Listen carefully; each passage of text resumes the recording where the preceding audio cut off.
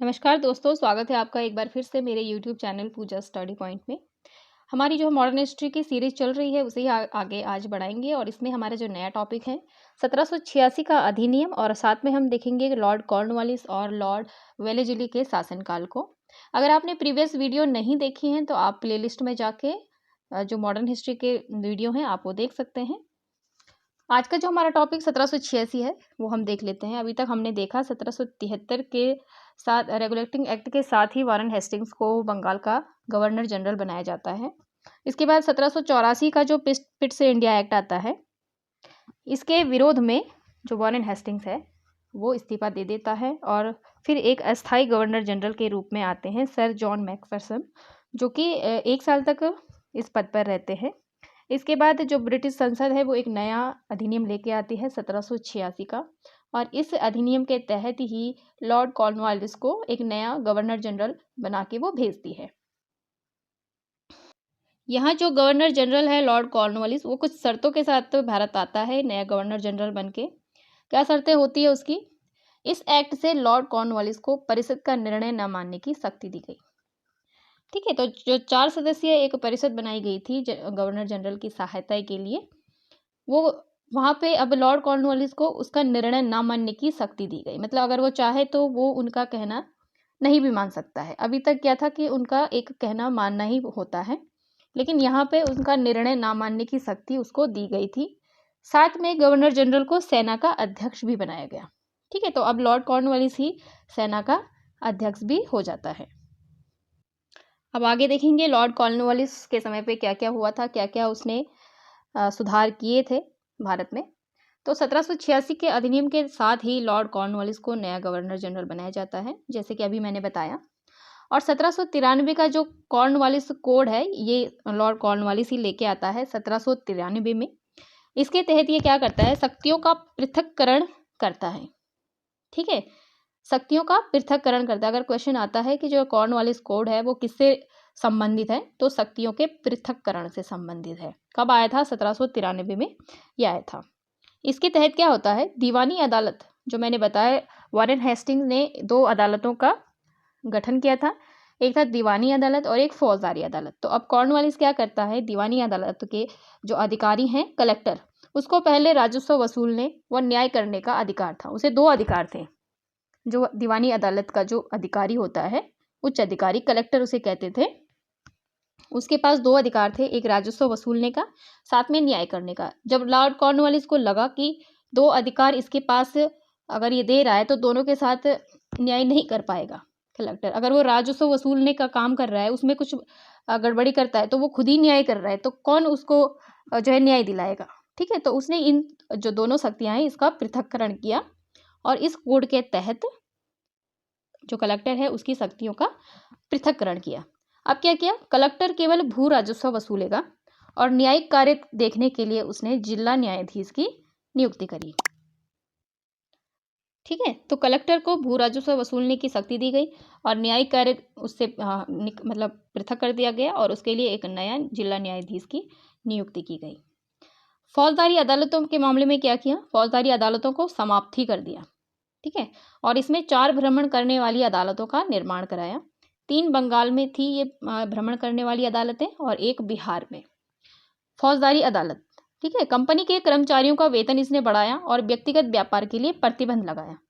जो कंपनी के कर्मचारी वो खुद अपना जो है अपने लाभ के लिए अपना जो है भ्रष्ट हो चुके थे, ठीक है ना, तो वो अपना ही हित कर रहे थे और इससे क्या हो रहा था, कंपनी को हानि हो रही थी।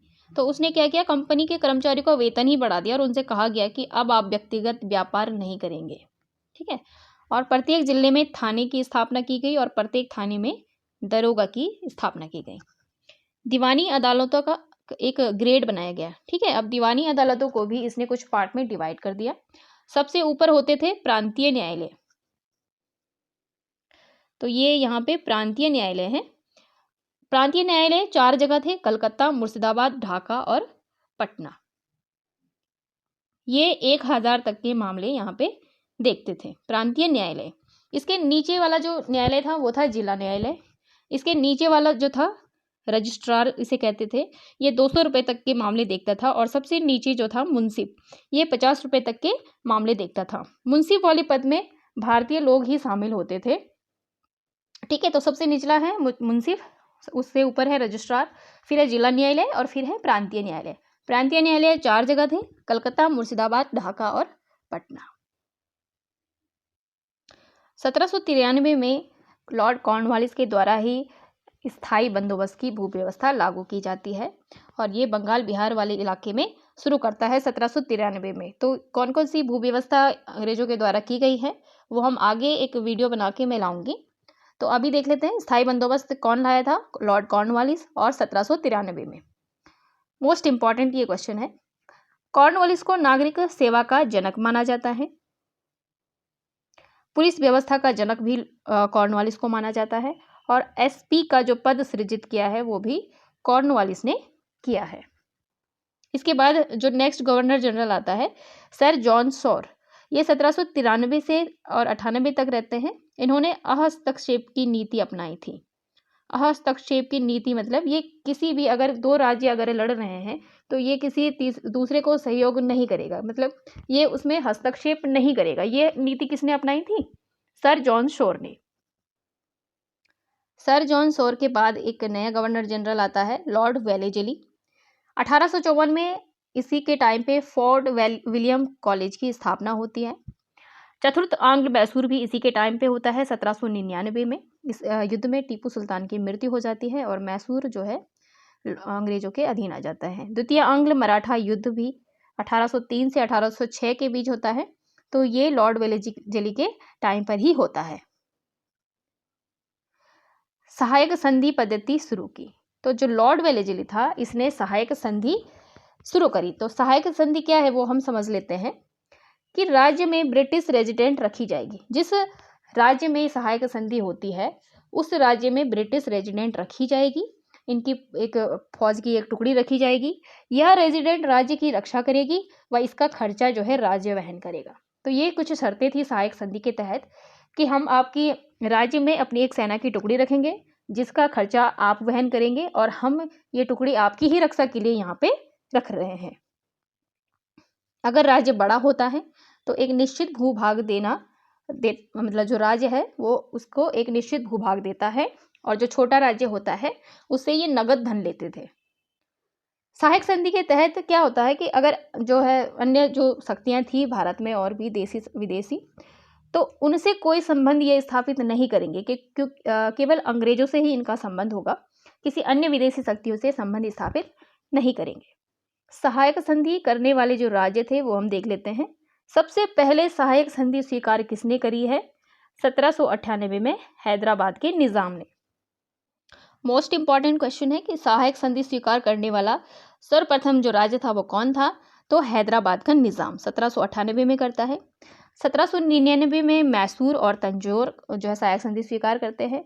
1802 में पेशवा और 1803 में भोसले और बरार और 1804 में सिंधिया सहायक संधि स्वीकार करते हैं।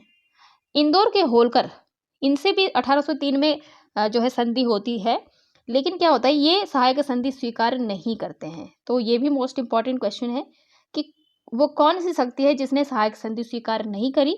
तो वो थे इंदौर के होलकर।